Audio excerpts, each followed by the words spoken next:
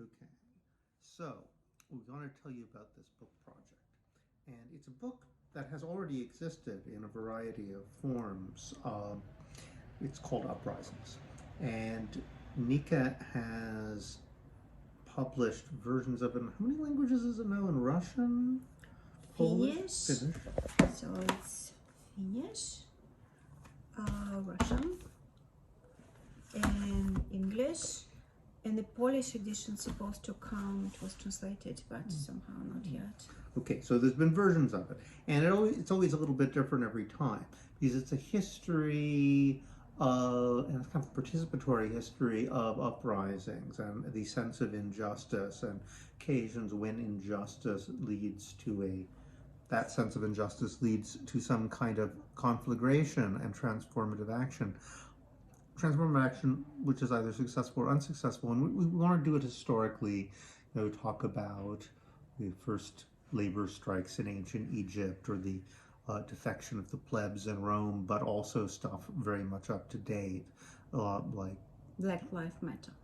Black Lives Matter, yes. Well, but also things you might not have heard of, like the monstrations in Russia. And Cosmic Rebellion. Cosmic Rebellion, yeah. The rebellions against death. So we wanted to, sort of create a catalog, and something like that's never going to be comprehensive. It's somewhat of a expressive mix. But 2019 was really a year of uprisings. There's a sort of lack of articulation, but there was an incredible level of militance everywhere in the world, and it was a big question whether after the shock of the pandemic, people were just going to be, too overwhelmed to even think about picking it up where they left off. But, well, I guess we got the answer to that now in America. Not so much. It looks like everything is up for grabs, and a project like this is more appropriate than ever. So this is what we were thinking we were going to do. Do you want to describe the idea, or shall I? You should describe, yeah. English is not my first language, so I feel more comfortable when you talk. Okay. All right. So the idea is that we thought it'd be kind of fun, as long as we got this Patreon page, to do it as a participatory thing. How would we do that? We thought maybe the idea would be each page, we'd come up with an idea. We had to, actually, for a possible publisher. We came up with an idea for chapters. And we didn't actually have a text for most of them. We have a few. But what we thought we would do is to kind of talk about what we thought we might put in that section.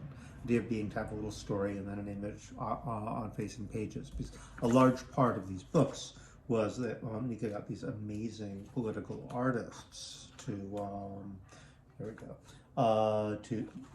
do original work for it. But now it's not.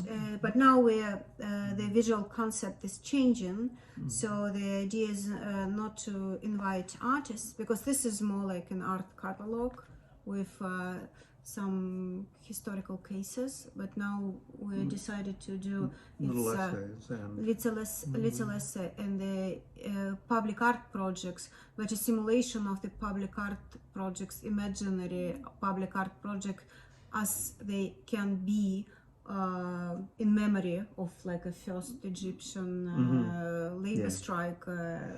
It's a very clever idea, actually. I've seen some of the images; they're really cool. Yeah, but what we wanted you, especially, was to like sort of focus on what aspect should we follow through on, right? So what we thought we would do would be I would start, or hopefully Nika and I would start, doing kind of a presentation of what we thought we might do for the section as a little video like this, and then people could respond either on Twitter or on the Patreon page, and we get a sense of where people would like us to take it. If there's something we're doing which is definitely stupid and wrong, imagery that should we ask for imagery too? Yeah, oh sure, yes. Too, yeah. Imagery that might be appropriate. Just throw out ideas. We don't have to take them, right? But that way it could be a potentially participatory project, and then we go and actually design the page. So we thought we'd do that, one or two at a time, and it'll give us something to do while we're still in semi-lockdown. So and maybe we can start from one now, so we see how it goes, because I already did the public imagery for one of the cases that definitely will be in the book. We worked on this. I worked with for a long time, but we also did a common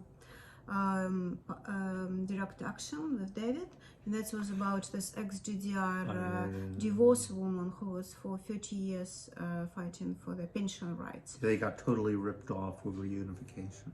Yeah, and they specifically got ripped off because they were divorced, because during the time when two Germanys united, majority of the West German women were actually housewives, and majority, like 90% or more of the East German women were working. So this and the difference between East and West Germany, this is the thing that I think is often not communicated, so people don't understand why this is such a crime, is all these women got screwed by the fact that in West Germany, your husband's pension, even if you get divorced, your husband's pension, part of it goes to you. In East Germany, they didn't have that, but what they did have was they allowed care work to count as part of your pension. So that if you raise two children, for example, that would count in. And these, so people could take time off from work so as to take care of the relatives and do care work. But that was allowed. The government actually recognized that as real work. On top of that, East Germany was socialistic country, so they did have a very, very strong social safety network. So the pension wasn't as important. There were other things you could depend on. And also if you divorce, you do have a free kindergarten, you have schools that is free, everything is basically free. So that's all gone. So they privatized everything. And on top of that, they didn't get half of the pension of their husbands because they're supposed to be this independent woman. And so 30 years later, when these people, many of them live below poverty rate, still articles in the German newspapers saying that, you wanted both ways, you wanted to be not normal, get divorce, and you want to be wealthy and taken care of by the state, as if these people have raised families as single mothers and then got totally screwed. That's what actually happened. Yeah, and last year it was the 30 years anniversary of many of them are in extreme poverty. Yeah, so this was the anniversary of the falling of Berlin Wall, and it was presented as a celebration of freedom, but in the same time in Germany it's a lot of real Nazis coming to power, become a local in the East Germany, especially in the areas which were devastated by legislation like this, which nobody remembers. I mean, the UN has said this is a total injustice and demanded Germany set it straight, and the German government's like, make us, it's a total internal colonization. And you think they don't do this to people who look like themselves, but they do, who's German. And it's not a small case, because it's hundreds of thousands of this woman. It was around 800,000 or something like that 30 years ago. Now they're dying in the rates of 5,000 a day or something like this, and 300,000 are still alive. So we are talking about grandmothers of the people who's voting AfD, this Alternative for Germany, in East Germany.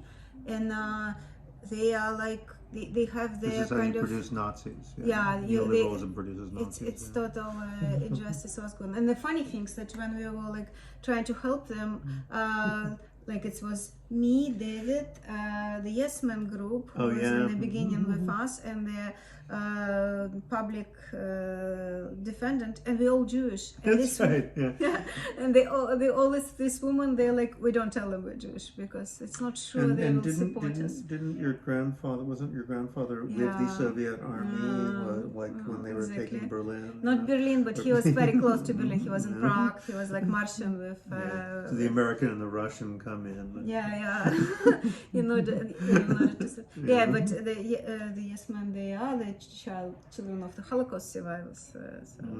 It's a very strange case. So we wanted to put this case in the book about injustice, because it's a kind of strange process that was dragging for 30 years now. It's a kind of very unsuccessful process because even if they will win, most of them are too old. Yeah, they're all in Yeah. care homes or already. Yeah. There's a few. I mean, they're very, very organized and you know, they still have a whole series of 30 organizations. Yeah, 30 organizations throughout Germany.